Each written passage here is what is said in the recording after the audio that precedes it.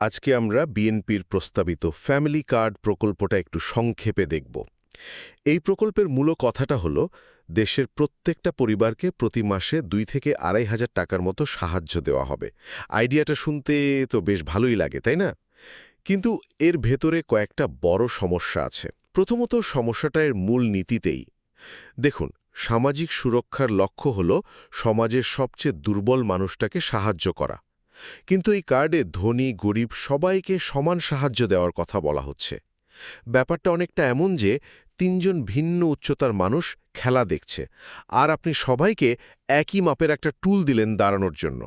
ফলাফল, সবচেয়ে খাটো মানুষটা তো কিছুই দেখতে পাবে না। দ্বিতীয়ত, এই পরিকল্পনাটা কি বাস্তবে সম্ভব? ভাবুন তো, দেশের প্রায় 4 কোটি পরিবারকে প্রতি মাসে 35 কেজির মতো চাল ডাল পৌঁছে দিতে হবে।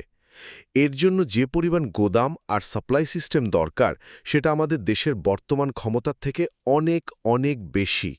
সোজা কথায়, এটা দুর্নীতি আর অব্যবস্থাপনার একটা বিশাল সুযোগ তৈরি করে দেবে। আর সবশেষে সবচেয়ে বড় প্রশ্ন, টাকাটা আসবে কোত্থেকে? সরকার যদি হুট করে নতুন টাকা ছাপায়, তাহলে বাজারে জিনিসপত্রের দাম ভয়ঙ্করভাবে বেড়ে যাবে। মানে, আপনার টাকার মানই কমে যাবে।